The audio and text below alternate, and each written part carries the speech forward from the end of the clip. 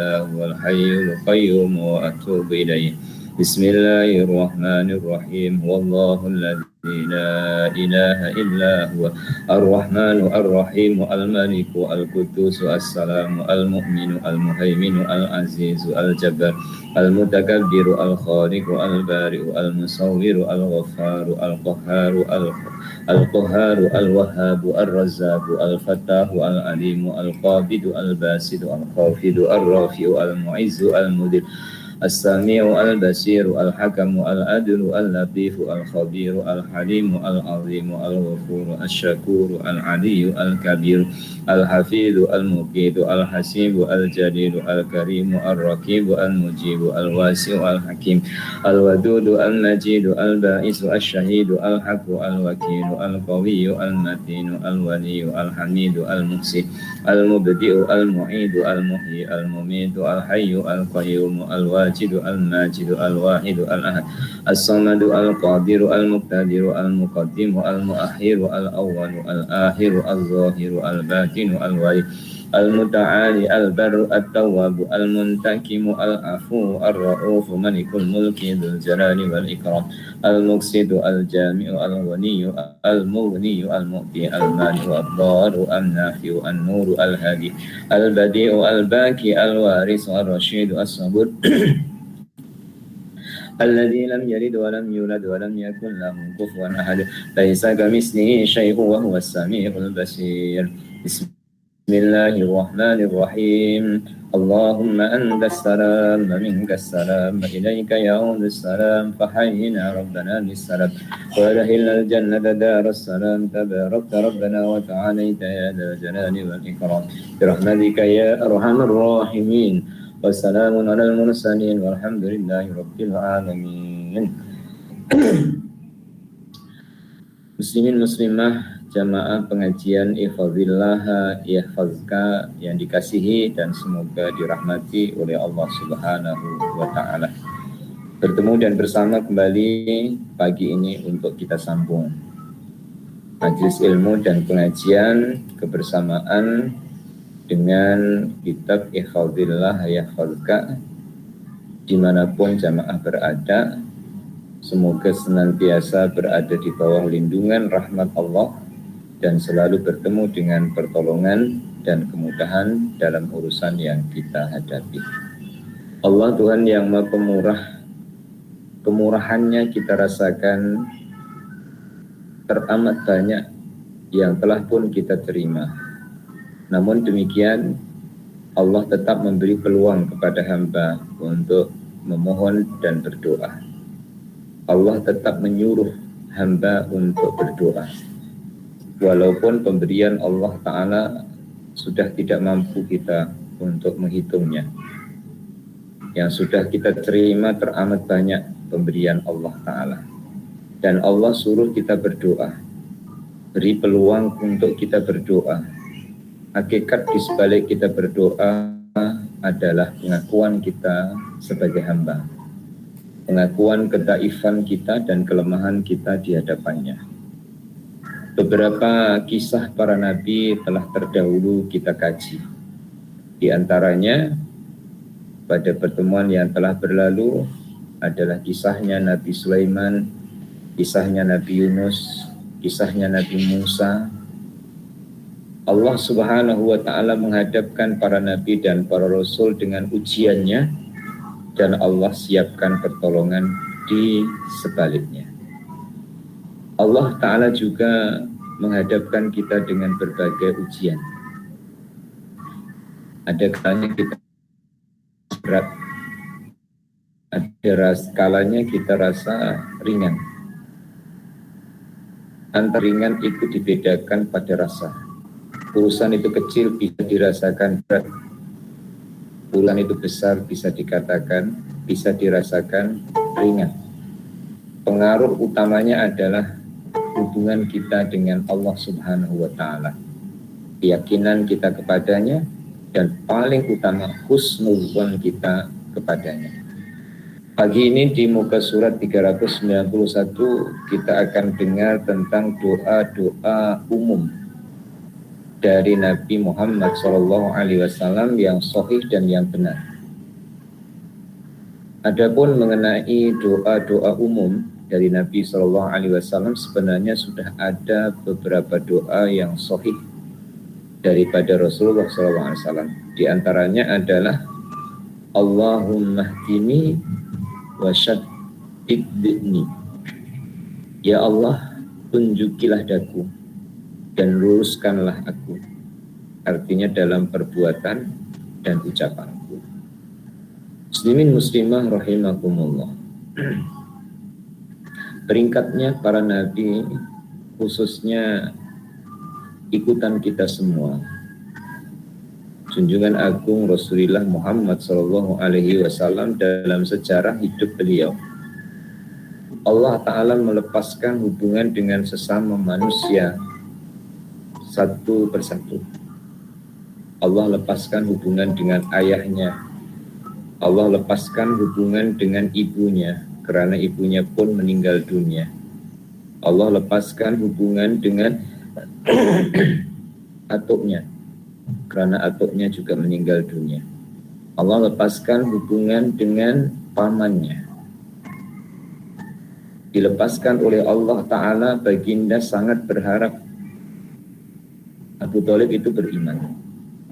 Tapi Allah berkehendak yang sebaliknya sampai akhir hayatnya. Allah Ta'ala lepaskan pula baginda selepas nikah dengan Siti Khadijah, punya anak, punya putra, punya putri. Allah lepaskan satu persatu sebelum beliau wafat. Allah lepaskan baginda dengan Sayyid Qasim. Allah lepaskan baginda dengan Sayyid Ibrahim. Allah lepaskan baginda dengan Sayyidah Zainab dan putra-putri yang lain sebelum baginda wafat, kecuali Sayyidatina Fatimah radhiyallahu anha yang wafat beliau selepas baginda wafat. Putra-putri baginda wafat sebelum baginda wafat. Hanya seorang saja yang wafatnya selepas baginda, yaitu Siti Fatimah. Kita bisa bayangkan orang yang dikasihi oleh Allah, hamba yang paling dikasihi oleh Allah, yang paling besar pula ujian dan dugaannya. Karena di sebalik ujian dan dugaan, kuat dan semakin kuat, erat dan semakin erat hubungannya dengan Allah. Dilepaskan satu persatu oleh Allah Ta'ala yang dikasihi, dilepaskan satu persatu oleh Allah yang dicintai, bermuara pada satu kasih dan satu cinta, yaitu mencintai Allah adalah segala-galanya. Kasih dengan Allah Ta'ala adalah di atas segala-galanya. Dan inilah kisah kehidupan orang yang kita ikuti dan yang kita teladani. Orang itu yang paling dikasihi oleh Allah. Orang itu yang paling dicintai oleh Allah. Orang itu yang paling dekat dengan Allah. Orang itu yang paling mulia di sisi Allah. Orang itu yang paling terhormat di sisi Allah. Namun Allah Ta'ala hadapkan dengan berbagai jenis ujian, persoalan, dan permasalahan. Kekuatan baginda Rasulullah SAW bukan dari dirinya, tapi kekuatan baginda adalah bersama dengan Tuhannya. Melalui jalan apa? Jalan doa. Salah satu doa yang dikemukakan dalam kajian kita pada pagi ini adalah Allahumma hdini wa syaddidni. Ya Allah, tunjuki aku dan luruskan perjalananku. Setiap pagi kita pengikut mazhab Imam Syafi'i, sholat subuh kita sebelum sujud di rakaat yang kedua, angkat tangan terlebih dahulu untuk doa. kunut. Dalam doa kunut itu sama-sama kita jiwai. Yang telah berlalu biar berlalu. Yang akan datang sama-sama kita jiwai. Saat kita menjiwai makna doa kunut, bergetar tangan kita mengangkatnya, bergetar bibir membunyikannya, bergetar hati merasakannya. Allahumma hdini fi man hadait, wa afini fi man afait, wa tawallani fi man tawallait, wa barik li fi ma a'tait, wa qini bi rahmatika syarra ma qadait. Kita fahami artinya. Hinggalah astaghfiruka wa atubu ilaik. Diakhiri wa sallallahu ala sayyidina Muhammadin nabiyil ummi wa ala alihi wa sahbihi wa sallam. Baru kita sujud di rakaat yang kedua. Setiap hari minta petunjuk. Semoga Allah subhanahu wa ta'ala menunjukkan kita jalan kebenaran. Jadi doa Allahumma hdini wa syaddidni,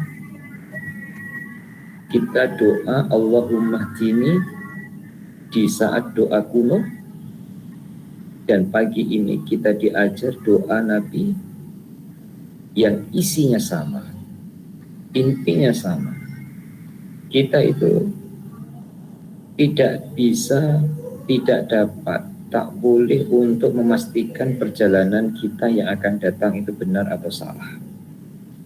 Maka sering kita berhadapan dengan sesama, satu orang menerima kebaikan kita, orang lain kadang belum bisa menerima kebaikan kita. Apabila itu kita buat baik karena manusia, kita jadi kecil hati, jadi sakit hati. Tapi jika kita buat baik karenanya, orang menyukai ataupun membenci, kita tetap kuat meneruskan perjalanan menuju kepadanya. Dan inilah salah satu di antara kesan doa Allahumma hdini wa syaddidni. Di satu masa kita perlu pertimbangan, ya, karena kita makhluk sosial. Kita berjiran, bertetangga, kita berkeluarga, kita ada orang lain di sekeliling kita. Tapi di satu masa kita hilangkan pertimbangan karena kita kuat tujuannya kepada Allah Subhanahu wa ta'ala. Maka tidak ada yang lebih kuat dari yang kuat, melainkan ikhlasnya seseorang di hadapan Tuhannya. Kuatnya batu bisa pecah, kuatnya angin bisa padam, tapi kuatnya ikhlas tidak akan dapat pecah dan padam di hatinya orang-orang yang dipilih oleh Allah Ta'ala beramal ikhlas karenanya. Dalam Sahih Muslim dinyatakan bahwa Rasulullah SAW telah bersabda kepada Sayyidina Ali bin Abi Thalib radhiyallahu anhu. Sabda baginda, ya Ali, qul Allahumma hdini wa syaddidni wazkur bi hidayatika hidayatat thoriq wa bitashdidika tasdidas sahm. Yang artinya, wahai Ali, ini mertua dengan menantu, hubungan pernikahan atau hubungan kekeluargaan, juga baginda dengan Sayyidina Ali itu sepupu. Sayyidina Ali putra Abu Thalib, baginda putra Abdullah, jadi sepupu. Bapaknya Sayyidina Ali dengan ayahnya baginda itu adik-beradik. Kemudian Sayyidina Ali pula jadi menantu Rasulullah SAW, dijodohkan dengan Sayyidatina Fatimah radhiyallahu anha. Baginda mengatakan kepada Sayyidina Ali, wahai Ali, katakan, yakni berdoalah, Allahumma hdini wa syaddidni, ya Allah tunjuki aku dan luruskan aku. Wazkur bi hidayatika hidayatat thoriq, sebutlah petunjukmu itu seperti petunjuk jalan dan kelurusanmu seperti kelurusannya tepat sasarannya panah. Bitashdidika tashdidus sahmi. As-sahmi itu adalah panah. Muslimin dan muslimah, ada istilah lika-liku.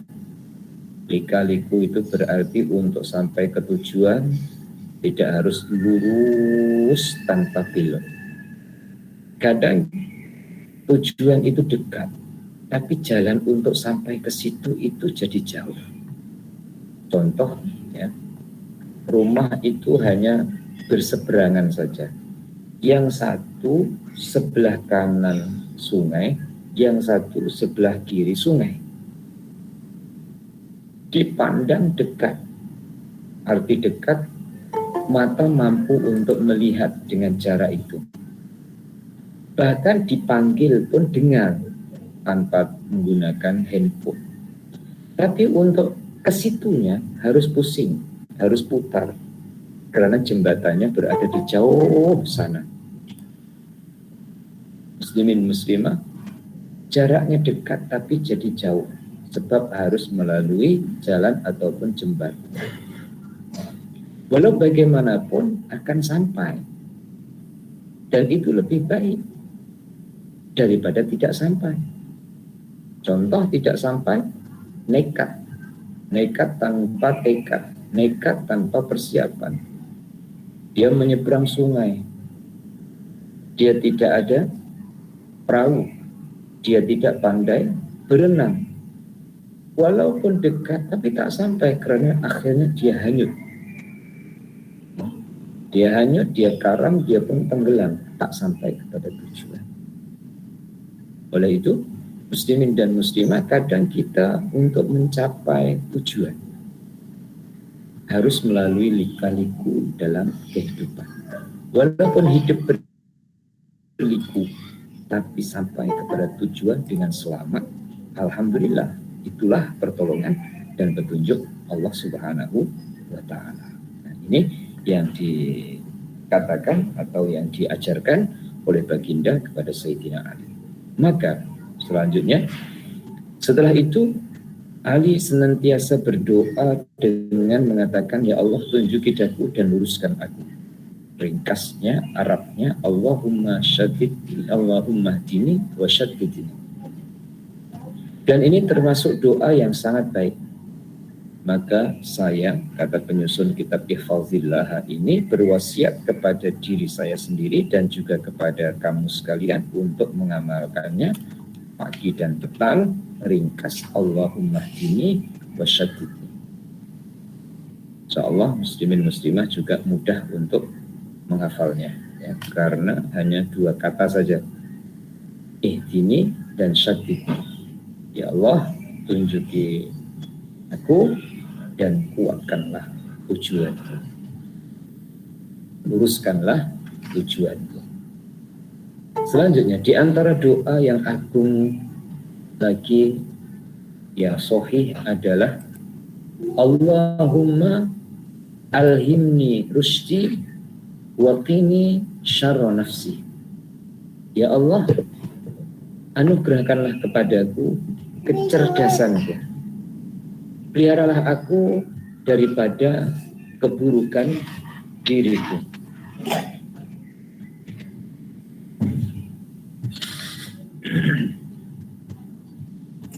Ya Allah, alhimni, anugerahkan kepada aku ilham. Diartikan di situ kecerdasan. Ilham itu anugerah Allah Subhanahu wa Ta'ala masuk ke dalam hati hamba yang dipilihnya. Dan ilham ini dibawa oleh malaikat yang Allah suruh untuk membawanya. Maka di setiap saat kita itu ada 2 bisikan. Bisikan kebaikan yang mengajak kita untuk buat baik, dan bisikan kejahatan. Bisikan baik itu datang melalui malaikat yang disebut sebagai ilham. Bisikan kejahatan itu datang melalui syaitan yang disebut sebagai cobaan. Mana yang kuat dari kedua-duanya itulah yang menang. Ini logikanya. Siapa kuat, dia menang. Tapi di sebalik itu bukan siapa kuat. Bukan karena malaikatnya kuat, syaitannya lemah, atau syaitannya kuat, malaikatnya lemah. Tapi karena Allah yang melindungi orang itu dari melakukan kejahatan, maka orang itu akan nampak jalan kebaikan dan melakukan kebaikan. Maka muslimin dan muslimah kembali muara dan titiknya adalah ke Allah. Walaupun prosesnya adalah bisikan kejahatan dari syaitan, bisikan kebaikan dari malaikat. Kedua-duanya datang untuk membisikkan kita. Di sebalik itu adalah Allah Ta'ala, Tuhan yang maha menghendaki, memberikan petunjuk dan juga ilham kepada hamba. Wa qini syarra nafsi, dan lindungi aku ya Allah dari keburukan diriku. Ya, manusia itu dengan fitrahnya Allah letak di dalam dirinya nafsu yang mengajak kepada senang. Maka jika tidak betul-betul diteliti dan diperhati pengaruhnya nafsu dengan pengaruh karena Allah, kelihatan di kulitnya itu sama-sama baik. Di kulitnya itu sama-sama baik, tapi di isinya berbeda. Kulitnya boleh sama, kelihatan baik, tapi isinya berbeda. Seperti sekarang ini, kulitnya semua mengaji, ya. Tapi isinya berbeda. Isi itu adalah karena nafsu atau karena Allah. Dan insya Allah saya berhusnuzan kepada semua jemaah adalah karena Allah. Ya. Dan tanda-tanda karena Allah Ta'ala itu ada dalam diri kita masing-masing. Di saat isinya itu adalah karena Allah, maka kekuatan inilah yang akan bertahan. Bertahan untuk selanjutnya, bahkan bertahan untuk selamanya sampai titik akhir kembali kepada Allah Subhanahu wa Ta'ala, atau yang dibahasakan kembali ke rahmatullah. Sampai titik akhir atau sampai nafas akhir, nafsu ini akan sentiasa mengajak kepada manusia untuk pilih yang senang. Ketika pilih yang senang, kebanyakan manusia dalam senang itu akan terpedaya. Maka syaitan itu lebih suka memperdaya orang senang daripada orang susah. Walaupun kedua-duanya punya resiko. Orang senang juga ada resikonya, orang susah juga ada resikonya. Orang senang resikonya adalah lalai dan lupa. Orang susah resikonya adalah putus asa. Jadi iman itu adalah menyetabilkan, menyeimbangkan antara susah dan senangnya. Ia berada di garis tengah, tetap tenang karena ada Allah. Dan itu hanya kepada orang-orang yang percaya dengan pertolongan Allah. Dan orang yang percaya dengan pertolongan Allah akan disertai dengan melakukan yang Allah Ta'ala perintahkan dengan daya, upaya, dan kemampuan. Allah Ta'ala suruh dia buat, maka segala yang dihadapinya ia percaya Allah Ta'ala pasti membantu, pasti menolong. Dan dengan pertolongan maupun bantuan Allah Ta'ala itu juga ditandai sebelum ia terima pertolongan itu, Allah gerakkan hati hamba untuk bermunajat kepadanya. Allah gerakkan hati hamba untuk angkat tangan berdoa meminta kepadanya. Seperti Allahumma hdini rusdi wa qini syarra nafsi. Selanjutnya, doa ini diajarkan oleh Rasulullah SAW kepada Husain bin Ubaid, yaitu ayahnya Imran bin Husain radhiyallahu anhu. sebagaimana yang terdapat dalam kitab Sunan At-Tirmidzi bahwa dia diutus kepada Rasulullah SAW. Maka Rasulullah bertanya kepadanya, wahai Husain, berapa banyak Tuhan yang kamu sembah? Dia menjawab, saya menyembah 7 Tuhan. Rasulullah SAW bertanya, di manakah Tuhan 7 itu? Dia menjawab, 6 di bumi dan 1 lagi di langit. Rasulullah bertanya lagi, Tuhan manakah yang kamu sembah ketika kamu takut dan mengharap? Maksudnya bahwa kepada siapakah kamu minta tatkala berbagai masalah menghimpitmu, jalan-jalan buntu mengelilingmu, dan jalan keluar pun tertutup bagimu? Dia menjawab, yang ada di langit. Maka Rasulullah SAW bersabda, kalau begitu, tinggalkanlah yang di bumi ini dan sembahlah Tuhan yang ada di langit itu saja. Maka dia pun berkata, asyhadu alla ilaha illallah wa annaka Rasulullah. Aku bersaksi tidak ada Tuhan yang berhak disembah selain Allah dan engkau adalah utusan Allah. Kemudian Rasulullah SAW bersabda kepada Husain radhiyallahu an, wahai Husain, maukah kamu saya ajarkan sebuah doa? Dia berkata, iya tentu sekali wahai Rasulullah. Rasulullah SAW bersabda, katakan, Allahumma alhimni rusydi wa qini syarra nafsi. Ya Allah, anugerahkan kepadaku kecerdasanku dan pelihara aku daripada keburukan diriku. Insya Allah doa ini juga mudah untuk dihafalkan. Karena sebelum hafal, muslimin muslimah telah faham artinya, telah tahu maknanya. Allahumma alhimni rusydi wa qini syarra nafsi. Dan arahnya doa ini adalah 2. 1, mengakui hidayah itu dari Allah. Nomor 2, mengakui kelemahan adalah pada dirinya sendiri. Alhimni rusydi wa qini syarra nafsi. Dalam kitab Shahihain atau kitab yang disusun oleh Imam Bukhari dan Imam Muslim, dari Abu Bakar radhiyallahu an, beliau berkata, saya berkata, wahai Rasulullah, ajarkan kepadaku sebuah doa yang aku akan berdoa dengannya kepada Allah di dalam sembahyangku. Rasulullah SAW bersabda, Qul Allahumma inni zalamtu nafsi zulman katsira wa la yaghfiru dzunuba illa anta faghfirli maghfiratan min indika warhamni innaka antal ghafurur rahim. Yang artinya, Allahumma ya Allah, inni zalamtu nafsi zulman katsira. Sungguhnya aku telah menganiaya diriku dengan aniaya yang sangat besar. Wala yaghfiru dzunuba illa anta, dan tidak ada yang dapat mengampuni dosa selain Engkau. Faghfirli, maka ampuni aku. Maghfiratan min indika, dengan ampunan dari sisimu.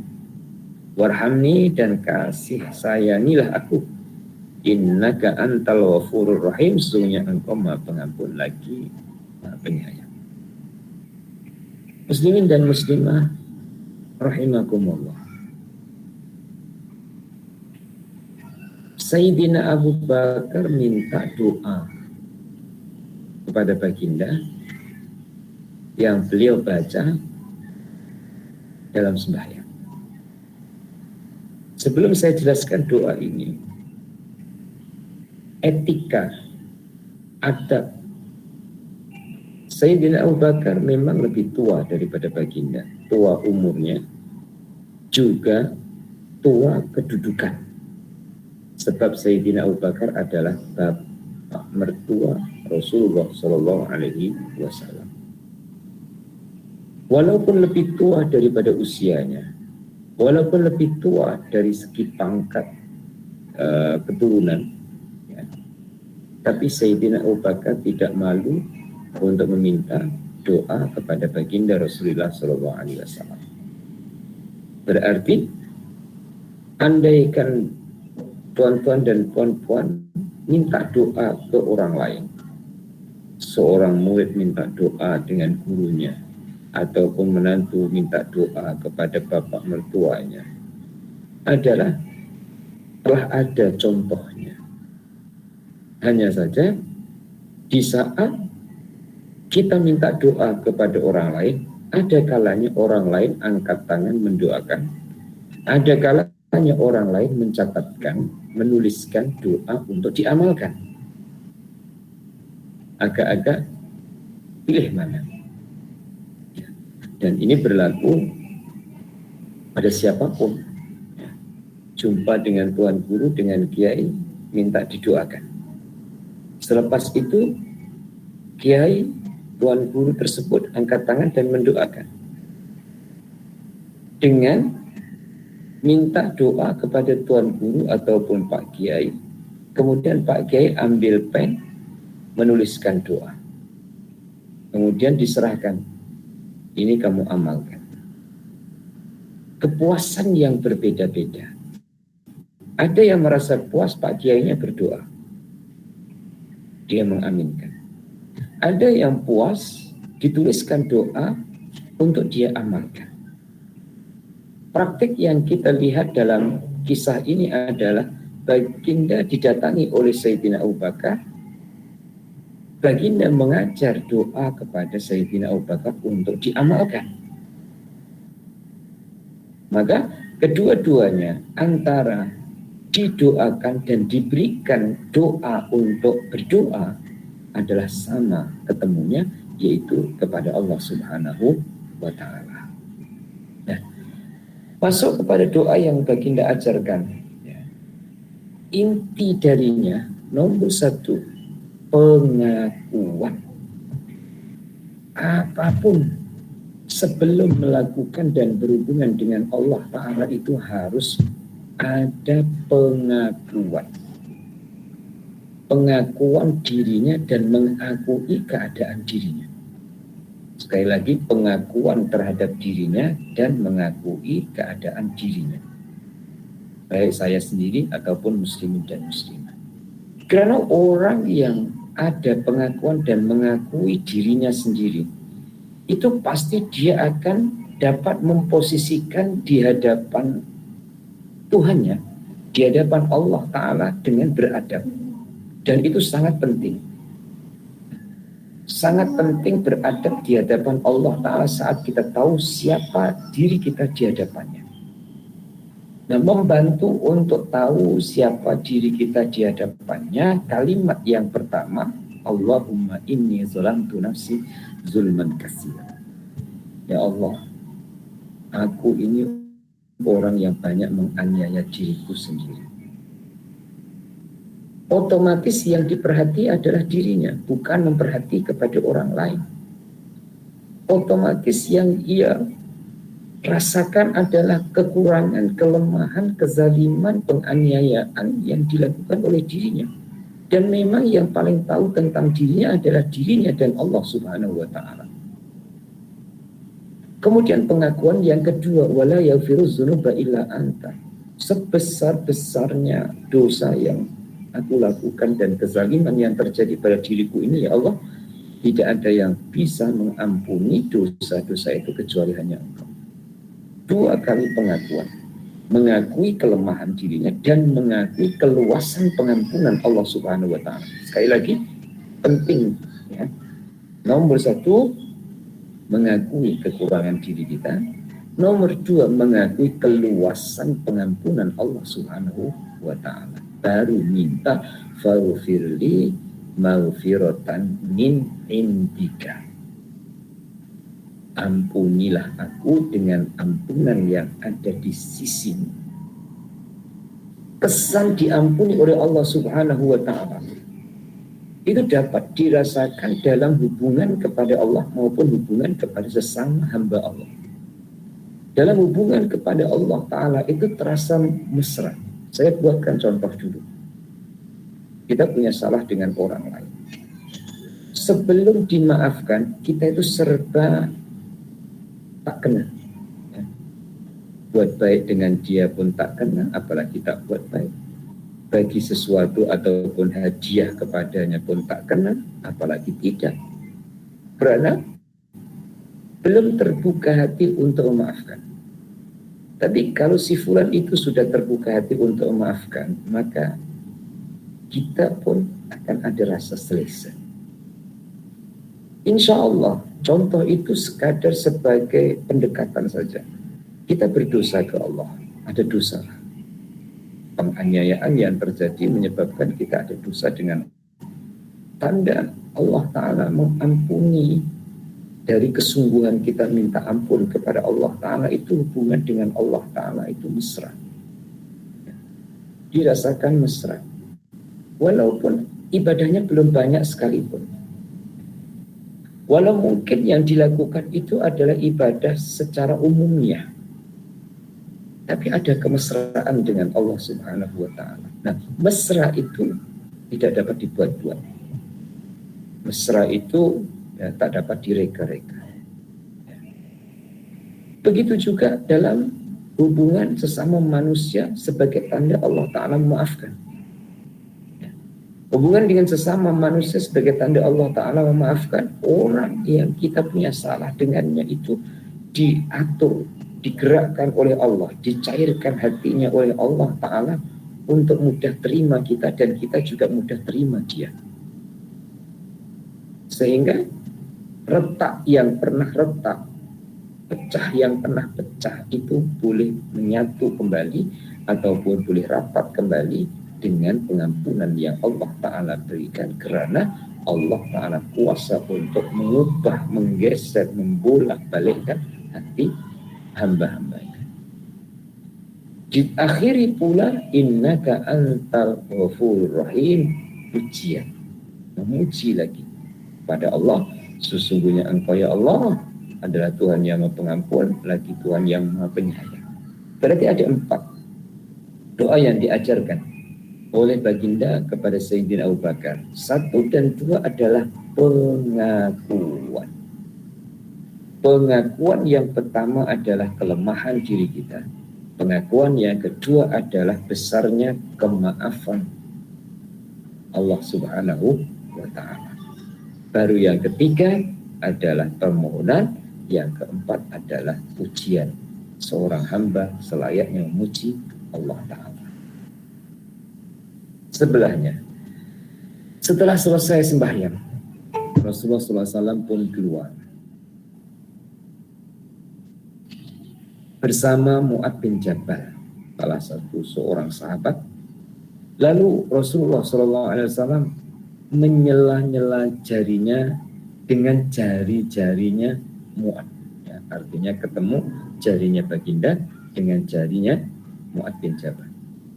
Rasulullah SAW memasukkan jari-jarinya kepada jari-jari Mu'adz radhiyallahu anhu, dan beliau berkata kepadanya, wahai Mu'adz, demi Allah, sesungguhnya aku mencintai. Mu'adz berkata, dan saya pun begitu wahai Rasulullah, demi Allah, aku benar-benar mencintaimu. Kemudian Rasulullah bersabda, la tada'an fi tuburi kulli salatin antakul Allahumma a'inni ala zikrika wa syukrika wa husni ibadatik. Setelah keduanya mengungkapkan rasa di hatinya, saling mencintai dan menyayangi karena Allah, baginda pun berpesan, berwasiat kepada Sayyidina Mu'adz, jangan kamu meninggalkan dalam setiap kali selesai sholat untuk berdoa, Allahumma a'inni ala zikrika wa syukrika wa husni ibadatik.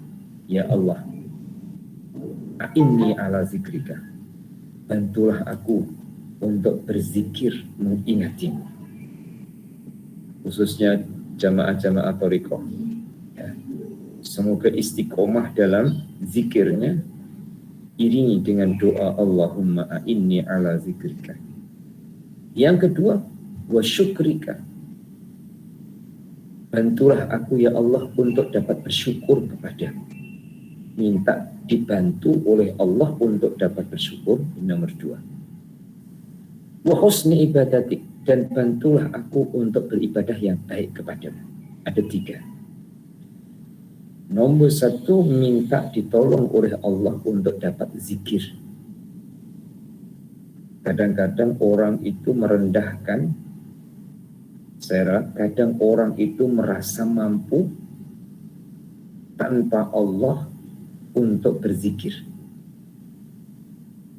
Ternyata peribahasa Melayu menyebutkan hangat-hangat tai ayam. Zikirnya itu tak tahan lama. Memang ketika awalnya itu seperti kusuk-kusuknya. Tapi setelah beberapa hari sejuk, akhirnya tinggalkan. Semoga tidak begitu. Minta pertolongan dari Allah, minta tolong kepada Allah untuk dapat berzikir, nomor 1. Nomor 2, minta tolong kepada Allah untuk dapat bersyukur. Nomor 3, minta tolong kepada Allah untuk dapat beribadah yang baik kepadanya. Allahumma a'inni ala zikrika wa syukrika wa husni ibadatik. Dan insya Allah muslimin muslimah semua sudah hafal dan juga sudah mengamalkan walaupun belum istiqomah, ya, dengan peringatan dan pengajaran kita pada pagi hari ini, ya, semoga saya sendiri dan muslimin muslimah, ya, dalam mengikuti nasihat baginda kepada Sayyidina Mu'adz, kita juga dapat untuk mengamalkannya, ya. Sehingga dalam hidup kita zikir tidak ditinggalkan, syukur selalu ditingkatkan, dan amal ibadah kebaikan selalu diusahakan. Selanjutnya, seorang hamba hendaklah menghafal doa berikut ini karena dia sangat agung dan mulia. Ini agak panjang, ya. Bunyinya, Allahumma rabba Jibril wa Mikail wa Israfil Iras samawati wal ard alimul ghaibi wasyahadah anta tahkumu baina ibadika fima kanu fihi yakhtalifun ihdina limakhtalifa fihi minal haqqi biiznika innaka tahdi man tasha'u ila siratin mustaqim. Ya Allah, Tuhannya Jibril, Mikail, dan Israfil, Zat yang menciptakan langit dan bumi, Zat yang maha mengetahui yang gaib dan yang terlihat. Engkau memberikan hukum kepada para hambamu dalam permasalahan yang mereka perselisihkan. Maka tunjukilah kami dalam setiap perkara yang kami perselisihkan menuju kebenaran dengan seizin. Sesungguhnya engkau memberikan petunjuk kepada jalan yang lurus. Andaikan ini belum hafal, kemudian pada pagi hari ini tidak hanya kita dengar kalimat Arabnya, tapi juga kita dengar artinya. Setidak-tidaknya, ya, kita dapat mengambil kesimpulan dari arti ataupun makna bahwa dalam doa ini pertama mesti memuji Allah. Memuji Allah. Sampai pada perkataan anta tahkumu baina ibadika fima kanu fi yakhtalifun, itu pujian. Baru setelah pujian adalah permintaan. Apa permintaan? Ihdini limakhtalifa fi minal haqqi biiznika. Itu permintaan. Ihdini limakhtalifa fihi minal haqqi biiznika. Tunjuki kami dalam setiap perkara yang kami perselisihkan menuju kebenaran dengan izin. Muslimin dan muslimah, dalam hidup kita itu, ya, tidak pernah lepas, ya, tidak pernah lepas dari perbedaan. Ya. Dalam perbedaan mencari kesamaan, hinggalah perbedaan bukan menjadi sebab perpecahan. Sekali lagi, dalam perbedaan mencari persamaan supaya tidak menyebabkan perpecahan. Mudah untuk dikatakan, karena ketika kita melihat perbedaan tanpa dicari kesamaan, maka perbedaan itu sebagai pemicu yang akan membakar perpecahan. Ya. Nah, dalam perbedaan akan ketemu persamaan apabila Allah tunjukkan jalan persamaan. Harus disamakan tidak akan bisa, tapi mencari persamaan akan bisa. Contoh, warna. Ada warna merah, warna putih. Yang putih harus jadi merah, nggak bisa. Yang merah harus jadi putih, nggak bisa. Tapi disamakan, dijadikan satu bendera, warnanya merah. Kemudian ya, ditambah lagi biru, ditambah lagi bulan bintang, maka jadi jalur gemilang. Ya kan? Contohnya, jadi dicari persamaannya. Nah, itu Allah punya kuasa. Allah kuasa menjadikan kemesraan dalam perbedaan, dan Allah kuasa menjadikan jalan ya, pertemuan dari perbedaan itu. Maka di akhir doa itu memuji lagi kepada Allah, innaka tahdi man tasya'u ila siratal mustaqim. Sesungguhnya engkau ya Allah memberikan petunjuk kepada jalan-jalan yang lurus. Sekali lagi, jalan yang lurus, ihdinas siratal mustaqim di surah Fatihah ayat yang ke-6. Itu karena kita tidak tahu esok itu bagaimana. Walaupun hari ini dapat buat baik, belum tentu esok dapat buat baik. Maka selalu doa ihdinas siratal mustaqim, khususnya dalam waktu sholat, khususnya saat baca suratul Fatihah. Lagi, di antara doa yang mulia, khususnya ketika sujud, yaitu ya muqallibal qulub, tsabbit qalbi ala dinika. Wahai Tuhan yang maha membolak-balikkan hati, kukuhkanlah hatiku terhadap agamamu. Tentang tempat ataupun waktu tidak menjadi kewajiban. Artinya, boleh dibaca saat posisi kita sedang sujud. Ya. Namun yang diajarkan oleh ulama yang sampai kepada kita, karena ada kebebasan untuk membuat pilihan, doa ini dibaca di saat selesai baca tasyahud akhir sebelum salam. Ya. Untuk sujudnya tetap baca tasbih. Ya. Tetap membaca tasbih dalam sujud. Tapi sebelum salam, selesai baca tasyahud, selesai innaka hamidum majid, kemudian doa. Ya. Di antara doa itu adalah ya muqallibal qulub, tsabbit qalbi ala dinika. Ada yang menambah ala dinika wa ala ta'atika. Letaknya paling belakang. Setelah doa, Allahumma inni a'udzubika min azabil qabri wa min azabin nari wa min fitnatil mahya wal mamati wa min fitnatil masihid dajjal ya muqallibal qulub tsabbit qalbi ala dinika wa ala ta'atik. Ini yang diajarkan oleh tuan-tuan guru kita sampai kepada kita. Setelah kita mendengar dalam kitab ini bahwa doa ini dibaca ketika sujud, tidak pun salah dan diperbolehkan, karena terserah kepada kita untuk membuat pilihan kita letakkan di mana.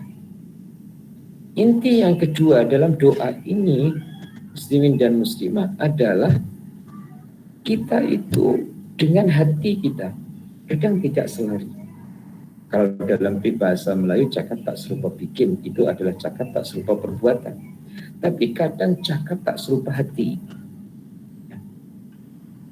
Cakap tidak serupa hati.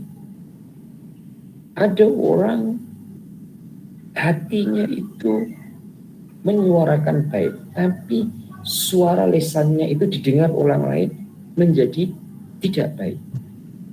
Contoh dalam Al-Quran dulu. Ya. Dalam Al-Quran ini Allah Subhanahu wa Ta'ala menceritakan tentang Nabi Ibrahim. Dalam surah Al-Anbiya ceritanya agak lengkap. Kisah Nabi Ibrahim menghancurkan berhala. Bagaimana saat Nabi Ibrahim ditanya, siapa yang menghancurkan berhala itu?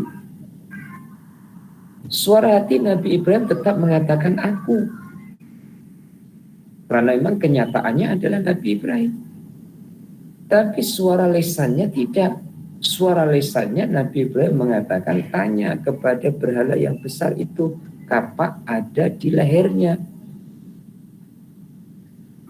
memancing kemarahan pengikut-pengikut Namrud dengan perkataan, mana boleh berhala menghancurkan dia sendiri, dia tidak dapat berjalan, dia tidak dapat berkata-kata. Baru Nabi Ibrahim mengatakan, kalau kamu sudah tahu seperti itu, kenapa kamu menyembahnya? Jadi Nabi Ibrahim tetap berada dalam kejujuran. Ucapan yang beliau sampaikan benar, tapi diterima oleh orang yang mendengarnya seakan-akan Nabi Ibrahim itu menipu ataupun berdusta. Nah, suara hati itu bolak-balik, artinya beralih-alih. Dan semoga jamaah halaqah tilawah Al-Quran ataupun jamaah pengajian Ihfazillah Yahfazka itu tidak heran dengan perubahan. Hanya Allah saja yang tidak berubah. Selain Allah pasti berubah dan berubah-ubah. Kita kenal Allah Tuhan yang Maha Baik, selamanya itu baik, tak pernah berubah Allah. Kita kenal Allah Maha Kasih, Maha Penyayang, selamanya. Tapi selain Allah pasti berubah-ubah. Nah, dalam perubahan itu Allah ajar kepada kita untuk berpegang dan bertawakal kepadanya dengan berhubungan dengan sesama makhluknya. Nah, supaya kuat hati kita berpegang dengannya, doanya, ya muqallibal qulub tsabbit qalbi ala dinika. Pada riwayat lain bawahnya, ya muqallibal qulub tsabbit qalbi ala dinika. Wahai zat yang membolak-balikkan hati, kukuhkan hatiku terhadap agama. Di sebelahnya, di antara doa yang agung lagi, khususnya ketika sujud juga, yaitu Allahumma musarrifal qulub sarrif qulubana ala ta'atika. Wahai zat yang maha membolak-balikkan hati, palingkanlah hati kami kepada ketaatan kepadamu. Bahasa Arabnya saja berganti dari muqallibah jadi musorrifa. Ya, sorrofa yusorrifu dengan qallaba yuqallibu, membolak-balikkan juga artinya. Di antara doa yang sahih juga ialah doa Rasulullah SAW sebagai berikut. Allahumma inni as'aluka mujibati rahmatik wa azaima maghfiratik wal ghanimata min kulli birrin was salamata min kulli ismin wal fauza bil jannati wan najata minan nar.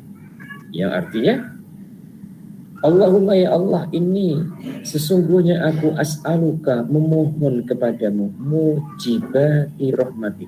Yang nomor satu, mujibati rahmatik, segala hal yang mendatangkan rahmatmu, segala hal yang mendatangkan kasih sayangmu. Bahasa Arabnya mujibati rahmatik. Sama-sama kita ingat. Saya teruskan dulu, baru nanti kita huraikan doa ini. Wa azaima maghfiratik, dan kesungguhan pada ampunanmu.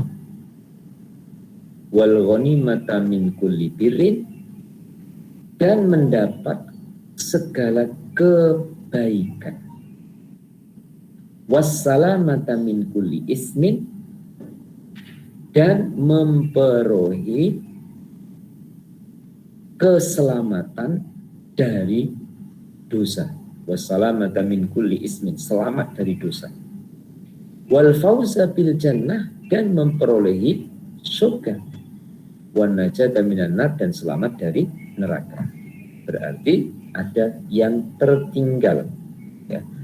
Yang tertinggal adalah arti wassalamata min kulli ismin, dan selamat dari perbuatan dosa. Itu ditambah sendiri. Ya. Sekarang satu persatu, semoga memahamkan dan meyakinkan. Nomor satu permintaan dalam doa ini adalah mujibati rahmatik, segala hal yang bisa mendatangkan rahmat. Datangkan kasih sayang.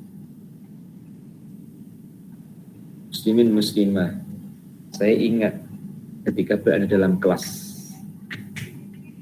ya, berada dalam kelas, seorang murid hendak ambil hati gurunya. Ya. Murid yang ambil hati gurunya. Nampak kelas itu kotor, dia cepat-cepat ambil penyapu, menyapu. Gurunya di tangannya memegang pembersih meja. Dia cepat-cepat berkata dengan gurunya, "Cikgu atau ustazah, biar saya yang bersihkan." Dalam kelas dia lihat meja berterabu, tak rapi susunannya, dia pun susun. Dari pekerjaan dan perbuatan yang dilakukan itu intinya satu, supaya supaya ia diperhatikan dan ada di hati gurunya. Maka semua yang dilakukannya itu adalah mengharap simpati ataupun mengharap supaya gurunya ada rasa kasih dengan dia. Coba itu kita ke Allah. Kita ke Allah dari bangun tidur. Apa yang kita mampu untuk kita lakukan itu karena mujibati rahmatik. Mengharap hal yang kita lakukan itu bisa mendatangkan rahmat Allah Subhanahu wa ta'ala. Bisa mendatangkan kasih dan sayang Allah. Hanya saja ada laluannya. Kawan-kawan, kadang itu kita harus melalui laluan. Ya. Kalau kita ditanya, pasti jawabannya sama. Bumi milik siapa? Ya milik Allah. Kita teroka atau kita jaga, kita pelihara, berarti kita pelihara milik Allah. Ini secara umum, secara general. Tapi ketika kita berada di rumah,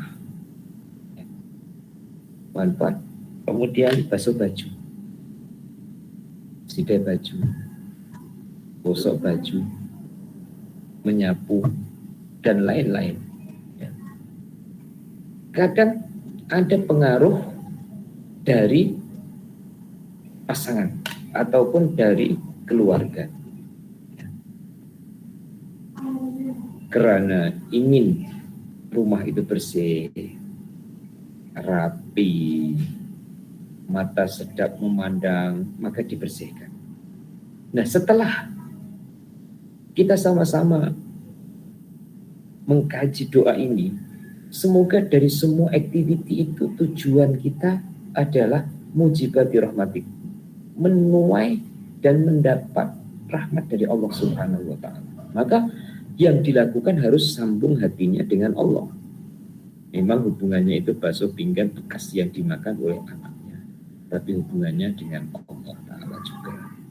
Memang hubungannya adalah penyapu dengan lantai, tapi hubungannya tetap dengan Allah.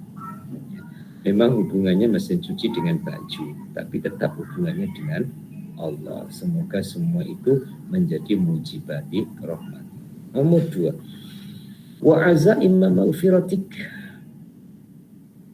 minta kepada Allah Ta'ala kesungguhan mendapatkan keampunan. Apa sih arti kesungguhan untuk mendapatkan keampunan? Apakah istighfarnya itu dibaca dengan kuat, ya, dibaca dengan jumlah yang banyak? Itu baru salah satu. Suara hati kuat untuk beristighfar dan jumlah istighfar diperbanyak, itu baru salah satunya. Ya. Dan ada lagi yang lebih penting dari itu, wa'azaimma maghfiratik,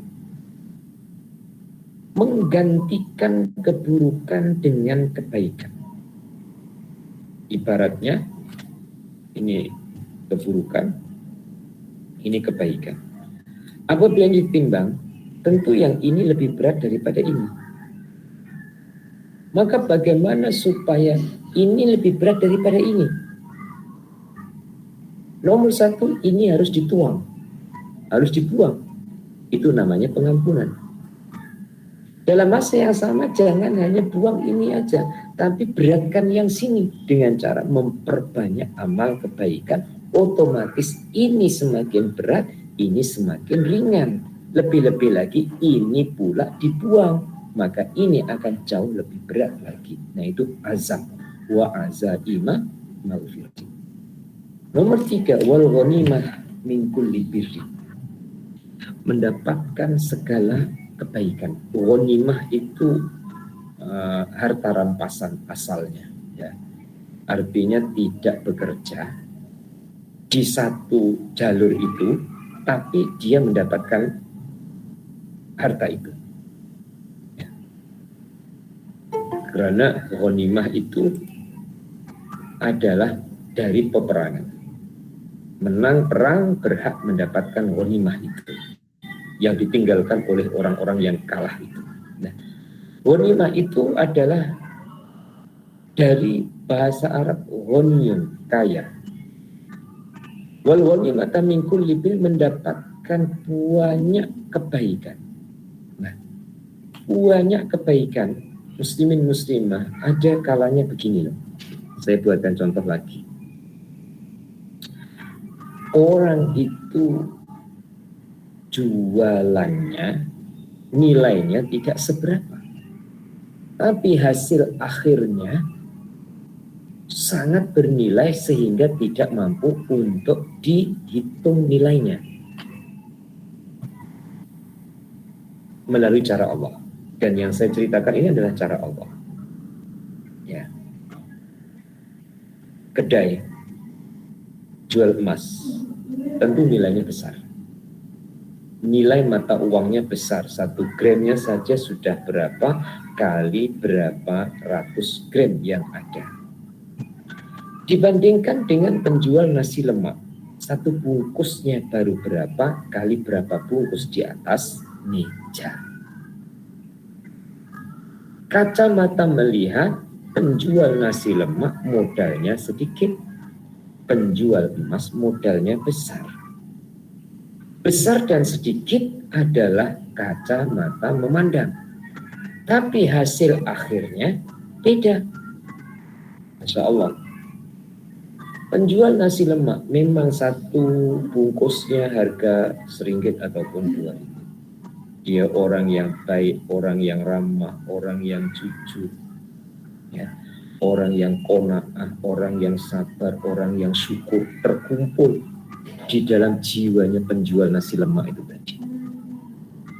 Memang jualan transaksi 1 hari mungkin hanya berkisar di kisaran RM100 saja, ataupun kalau dirupiahkan 100.000 saja.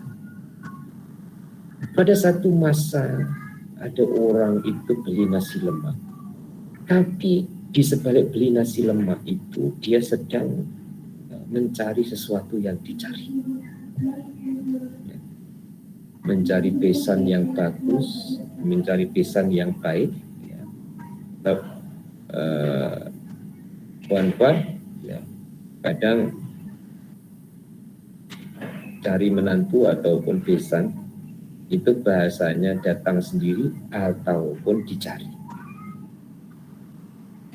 Jadi dari wasilah jualan nasi lemak itu, ya, kenal, akhirnya berkenan, kemudian akhirnya jadi besan dan anaknya jadi menantunya.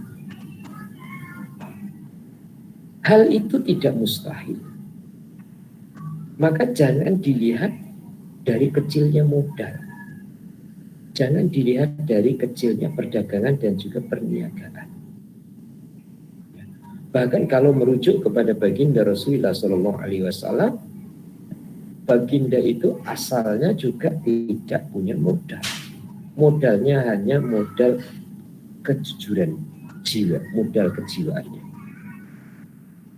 Keuntungannya adalah berganda. Sampai keuntungan yang tidak dapat dinilai adalah kenal dengan majikannya dan majikan berkenan untuk jadi istrinya. Itu cara Allah. Allah punya cara. Ya. Maka jangan kita dikelabui oleh mata sehingga kita salah dalam melangkahnya. Contoh wal ghanimata min kulli birrin. kebaikan tetap dilakukan, untungnya berganda-ganda. Namun jangan hanya melihat kepada untung yang berupa harta benda. Yang keempat, wassalamata min kulli ismin, dan selamat dari melakukan dosa. Ini yang saya katakan tertinggal menulis dalam kitabnya, ditulis sendiri. Wassalamata min kulli ismin, dan selamat dari melakukan dosa. Baik itu bisa jadi dosa loh ya. Kawan-kawan sekarang ini buat baik, yang ngaji siapa kata ngaji itu tak baik? Baik. Tapi di saat kita ngaji kemudian mengumpat orang lain ataupun merasa lebih baik daripada orang lain, belum tentu pahalanya mengaji itu menandingi dosanya sombong ataupun bongkak dan ujub. Kadang orang buat baik tapi dapatnya dosa, sebab pertimbangan jika diukur antara pahalanya dengan kesalahannya itu lebih besar daripada pahalanya. Nah, itu meminta wassalamata min kulli ismin, selamat dari melakukan dosa. Kelima, wal fauza bil jannah, dan memperolehi surga. Nah, muslimin dan muslimah, surga dunia atau surga yang didahulukan adalah hati selalu puas dengan Allah Subhanahu wa ta'ala.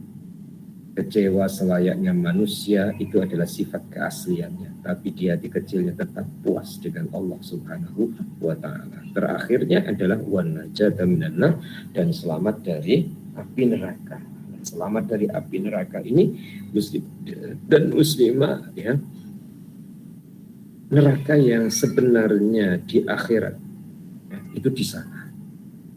Tapi yang didahulukan oleh Allah adalah malapetaka dalam kehidupan dunia. Semoga dijauhkan daripada kesan dunia yang membawa malapetaka, kesan dunia yang membawa kepada kehancuran, dan kesan dunia yang membawa kepada kebinasaan. Apabila kita hitung ya, dalam doa ini ada 1, mujibati rahmatik, 2, wa azaimma maghfiratik, 3, wal ghanimata min kulli bir, 4, wassalamata min kulli ismin, 5, wal fauza bil jannah, 6, wan najata minan nar. Ada 6. Doa ketika kita duduk di antara 2 sujud ada 8. Rabbil firli warhamni wajburni warfa'ni warzuqni wahdini wa'afini wa'fu anni. Jadi doa-doa yang ringkas yang diajar oleh Rasulullah SAW, semoga kita dapat untuk mengikuti ya. Artinya tidak banyak berpikir ya, tinggal fotokopi saja ya, copy paste yang baginda ajar kita gunakan. Ustaz, itu masih belum seperti yang saya minta. Jangan katakan itu. Yang kita minta itu belum tentu baik, tapi yang diminta oleh Rasulullah sudah pasti baik ya. Maka kita yang harus menyesuaikan. Sekali lagi, yang kita minta belum tentu baik, tapi yang diminta oleh Rasulullah sudah pasti baik. Untuk hari ini cukup ini terlebih dulu. InsyaAllah yang akan datang kita akan teruskan dan sambung kembali pada kajian istighfar yang mulia ataupun pengurus istighfar. Sudah hafal, istighfar tinggal nanti adalah penjelasan ataupun huraiannya. Kita akhiri dengan baca doa. Bismillahirrahmanirrahim. Allahumma salli wa sallim ala sayyidina Muhammad wa ala ali sayyidina Muhammad. Alhamdulillahirabbil alamin. Allahumma rzuqna ilman nafi'ah wa amalan shalihan maqbulan wa rizqan halalan thayyiban wasi'an barakah. Allahumma ja'alna minal ladzina yastami'una qawla fayattabi'una ahsanahu bi rahmatika ya arhamar rahimin. Wassallallahu ala sayyidina Muhammad wa ala alihi wa sahbihi wa sallam. Alhamdulillah. Taqabbalallahu minna wa minkum taqabbal ya karim. Semoga manfaat dan berkah memimpin kita ke arah kebaikan dan keikhlasan. Hadanallahu wa iyyakum ajmain. Assalamualaikum warahmatullahi wabarakatuh.